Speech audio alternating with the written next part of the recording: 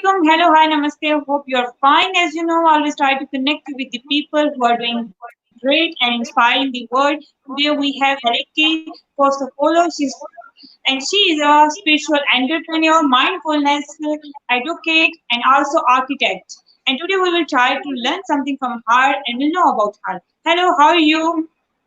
Hi, how are you? I'm very good. Thank you. I'm great. I'm good and happy to have you.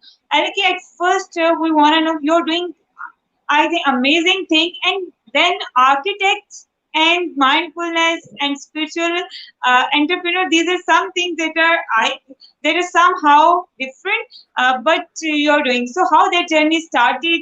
How that we want to know about from yourself about you. Sure. Let me ask you something before. Where are you presenting it? Like connecting Pakistan in Facebook? I cannot find it. I'd like to share it with on my wall so people can see it also from my side. Are you able to send me the link, maybe? Yeah, it's Aliki. It's on the connecting the words. Okay. So, connecting world or connecting the world? How do you write it? Connecting the words. As And you're it's seeing on the what?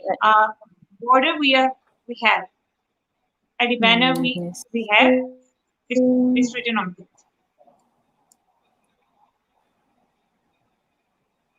Okay, perfect. I found it, so then I can share it so more people can see it. So where should I start?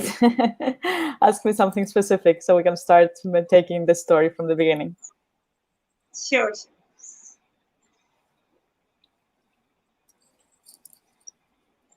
Okay.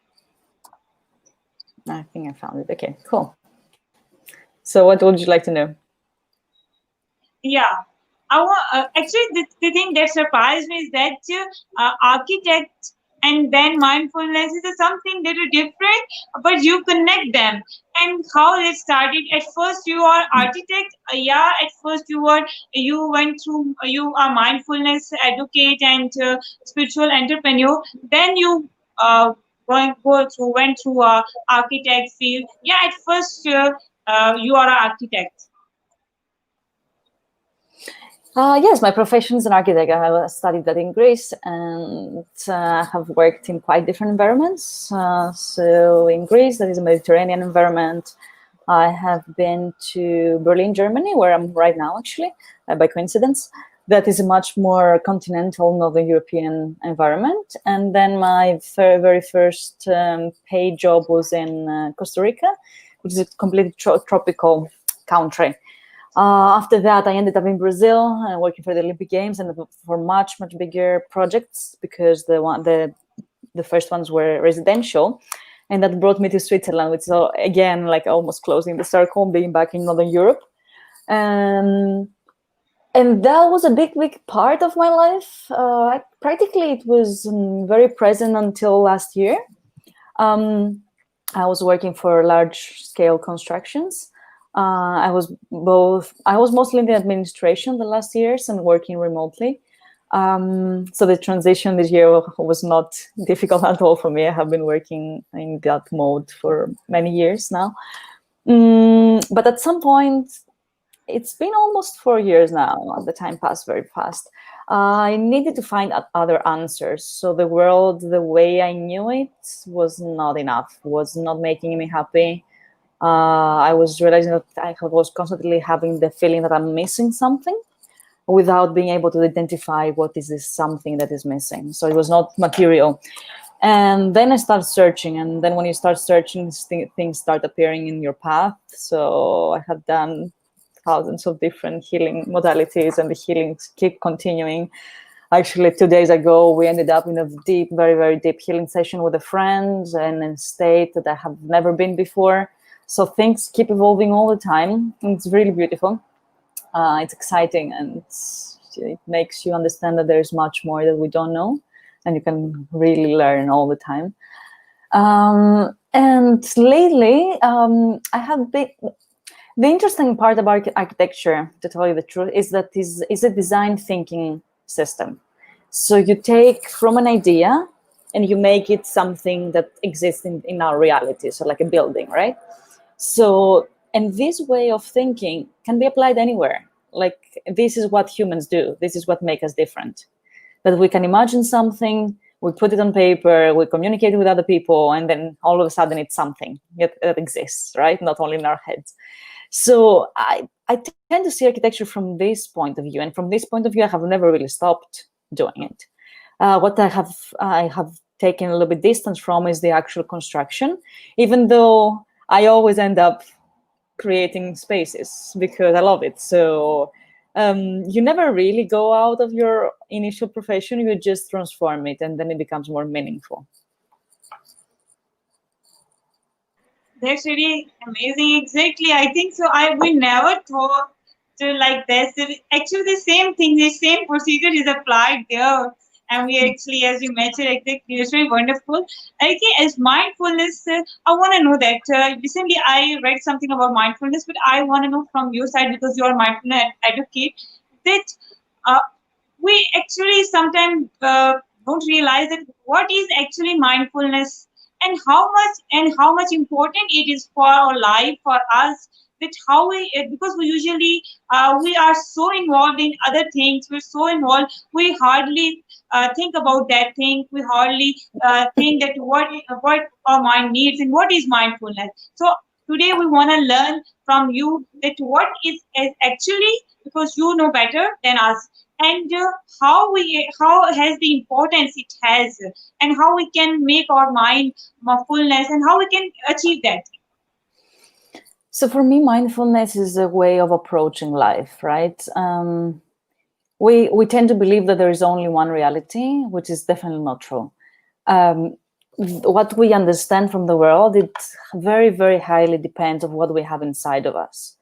And to give you a specific example, there are many times that when you are sad, for example, the whole world seems sad. That it seems even the colors are not so bright, right? And then one day you wake up happy, and then the whole world is amazing. The world didn't change, you changed. Right? That's exactly how it is. Like, mindfulness is allowing ourselves to pay attention to our world, and also relax into understanding that the more we allow ourselves to be okay with what is happening and start from this base to really understand and accept the world as it is, the more we can move forward. The more we keep fighting if the world is not exactly as we were expecting it to be, the more we are in an inner conflict that doesn't allow us to progress. Mindfulness is a way of placing your attention into your world, into what is happening around you and inside of you, but without judging it. Because most of the times we don't take the time to just observe. We jump into judging if we like it or not. And nobody ever told us that the world is supposed to be something that we like, right? Like, who Right. tells us that? And on the other side, if we constantly don't like something about our world, first of all, we can change it. There are many realities, there are many normals. People have extremely different lives on the same planet. Yeah. It's not one day that you can live. And second, just accept the things that you cannot change also, because not accepting, it's only you that's going to end up being miserable, nobody else. So it's the combination of these two that is mindfulness. First, you observe, you see where you are, you understand what is going on, like we understand why you're happy in some moments, why you are not in some others. And then you see how you can adapt this life into something that really fits you, that can allow you to grow further. So it's literally a way of approaching your everyday life. And there are many tools and ways to get trained in that. There are many meditations, there are many modalities, there are many healing modalities, etc. And you can choose whatever fits you best. It's not that one is better than the others, right? They're all just different tools. And in different moments, you might even need different tools. It's mostly about the intention to understand a little bit further than the obvious. That's where mindfulness starts. Wonderful. Like, I used to add to talk, like we are totally involved in conflict with our side. and with the outside world also. We actually want also ourselves and also the other world, because it's so difficult uh, it is so difficult to make contentment with yourself as the way you are, and the other people we always want to. And if we think that just leave the things as they are, we feel, oh, this means I can't do anything. This means I am so forward. Then we also judge. Even at first, I think so. We challenge ourselves. We judge ourselves. At first, we are in conflict with ourselves. If I am not doing this, if I accept that I have that issue, yeah, I accept that I have that deficiency. This means I am weak. So we are actually, that also hurt our ego, and that's the way we are always in conflict. We are always in war, at first with ourselves and then with all the people, because we want to change everything. So let me clarify something. Going into a state of observing and accepting the world, that doesn't mean that you don't want to change it. Actually, it means almost the opposite. But you cannot change anything unless you understand it. Every time, for example, you start designing a new project or you start a new business, you first go and watch the market. You see how the situation is. That doesn't mean that you're not going to go and do it, right? That means that you will Right. understand exactly how things are. So you know which is your part into this change. Because as far as you're just like, if you think that you can change everything at once, first of all, it's really not going to happen. You're not going to do anything in the end. And second, you have to understand what is your specific role in this game that is called life, and what are you supposed to do for yourself and for the others first. And if you don't accept the reality, you cannot see that. So what we constantly do is that we keep rejecting things, but we don't change anything.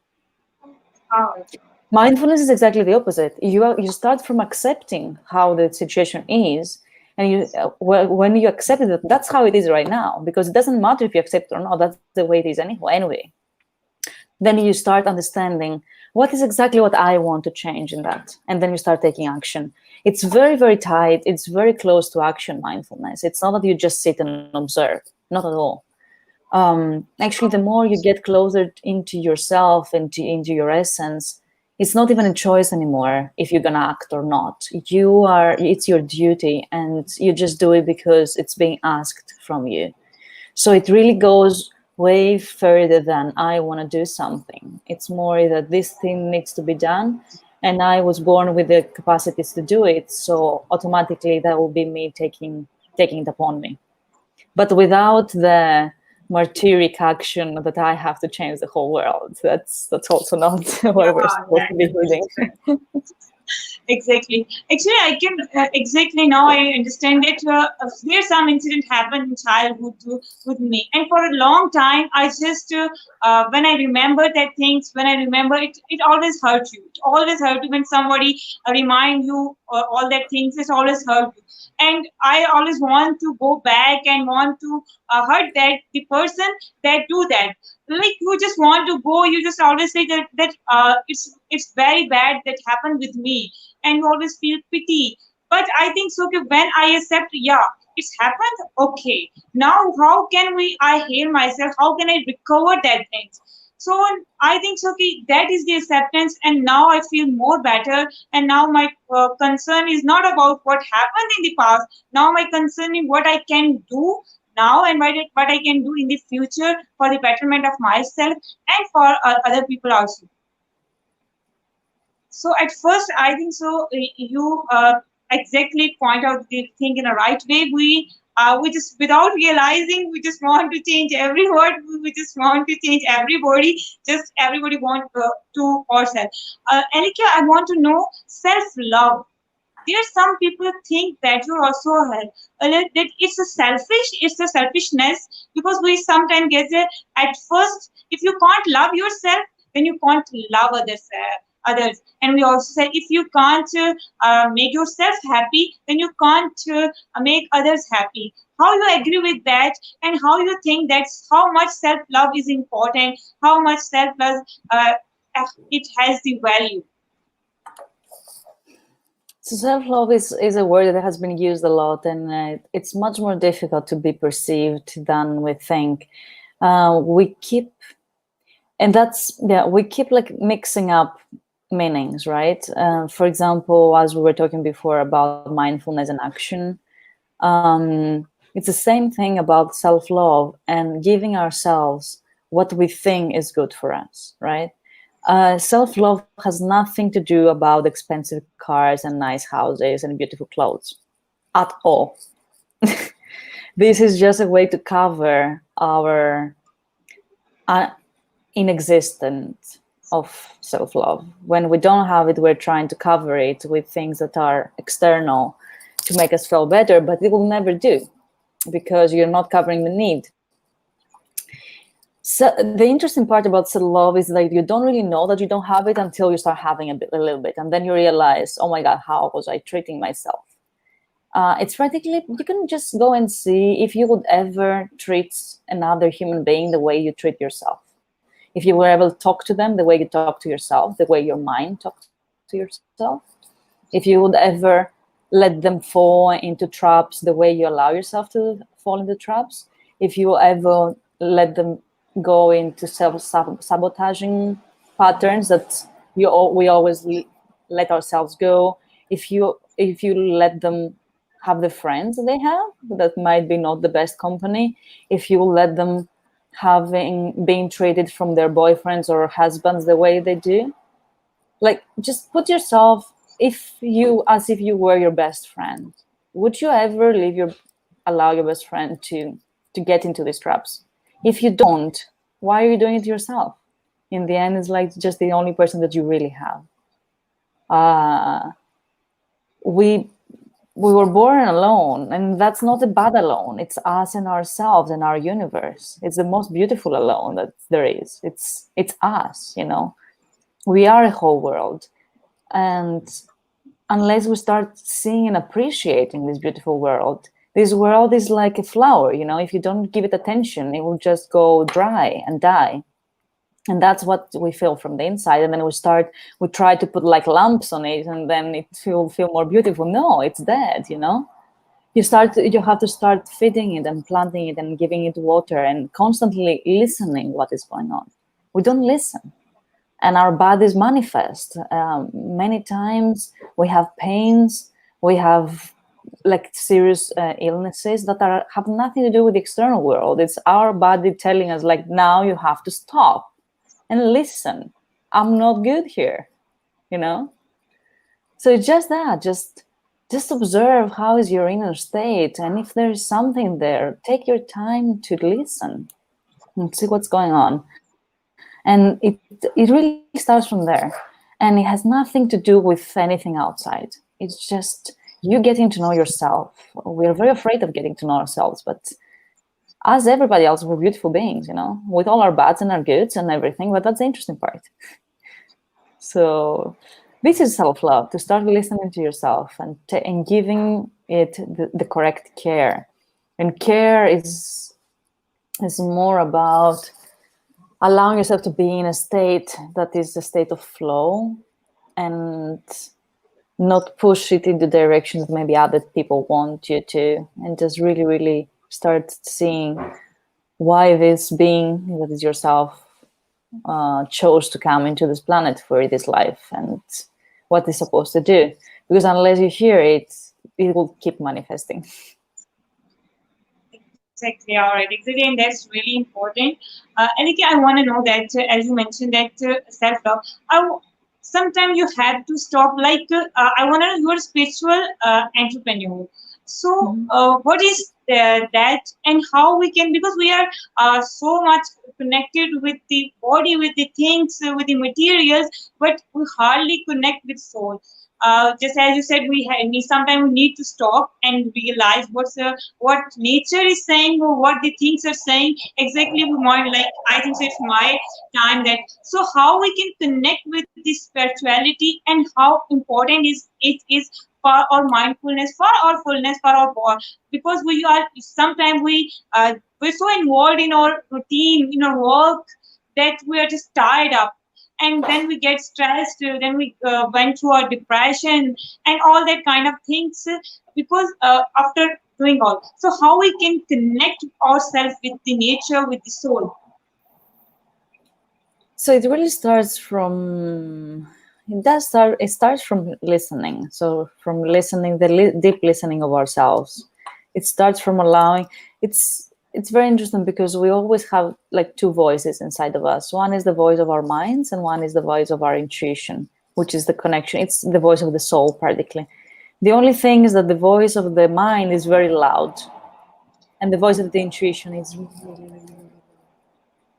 so if you only pay attention to the loud voice, you never allow the intuition to talk to you. So what happens, and that's why we use modalities like mindfulness and meditation, you start quieting the voice of the mind so you can start hearing the lower voice of the intuition. And the moment that you start making your mind more quiet, this you will automatically hear the other voice. It's always there. It's not that it's not there, you just cannot hear it. And it's again, the more you hear it, the more it becomes louder because you're giving it trust and you're giving it more energy and power. So the more you start trusting this small voice that says things that you don't really understand why you're supposed to do, and the more you start doing these things, you start enforcing it, and then it will talk to you much more clearly and much more loudly. And then at some point, it's the only thing present. The voice of the mind doesn't, it's not there anymore, or it comes in very few moments that needs to come to serve you in some specific role, and you start guiding your life according to the voice of the intuition. And the interesting thing when that happens is that, as we say, really opening up to follow the course of the universe, you're allowing magic to come into your world. There are things that you cannot predict and you cannot plan. It's just impossible because they're way out of your imagination. It's like we are part of a bigger plan, and this bigger plan can manifest in many, many, many different ways. So the more you allow yourself to open up to this possibility, the more these possibilities start happening. So the more interesting, amazing coincidences that you'll never have planned start coming into your field. And then you start understanding that you better trust because life can be much better than you could ever have designed it yourself. So that's what it means to be a spiritual entrepreneur. That's what it means, is to lead your life from guidance, from spiritual guidance. Then I have understood that the way we're doing business, it's going contrary to the universal laws of spirituality that we know. It's way too rigid, and that brings us to the same point as our conscious lives bring us. It will bring some progress, but the progress will be linear. And linear progress, it gives you also the feeling that you're pushing it very hard to every single step until you go up the mountain yourself, carrying the whole world behind you. It's like this feeling of struggle. And this comes because we want to control everything. And then when we want to control everything, universe is like, okay, you do it, you take it on you. I'm not going to help you in anything. You can do, you think you can do it alone, then do it alone. And then there is no really real help. It's actually just you going up the mountain alone, practically. The more you start opening into allowing the universe to show you and support you, the more you're being like carried up, right? And you feel this force, this energy of just being helpful. Things open up, opportunities come into your life. And it's unpredictable, yes, but it's magical, right? And that's what it means to be a spiritual entrepreneur. You are not creating something because your ego wants that to be in front of you. You're not becoming an entrepreneur because you want to make money, because you want to be this rich and famous, for example. You're making business because you feel that some specific things need to be created right now in the world for other people to experience them. And you're in a position that you can start it. It's like just putting the trigger action for something to happen in this world. And then you have to listen, you have to see, like every time you have to go and check, what am I creating right now? Is it me, or is it something higher that is indicating me? Because if it's just you, it's just your ego. If it's something that you feel that the field needs and you're just there to serve and you're just creating it, then it's something higher, and then it will come much more effortlessly, and it will become much different than what were expecting, but it will become exactly what is supposed to happen right now in the world. So it's being a spiritual entrepreneur, you're practically being in service. You're being in service of what needs to be created right now. And it's extremely interesting. It's sometimes very scary because it goes contrary to many things that we know about business and how business is supposed to happen and all of these things. But you do find people that support it for unexplicable reasons. So there are people who just feel the connection. They feel that this is something sacred almost, and they're just there. And this doesn't normally happen in business. So it's a journey that for me, it feels very, very natural because I was never really understand. No, it's not that the understanding is the traditional way of leading life and business was never something that was applying to myself. I just, that didn't feel right, you know.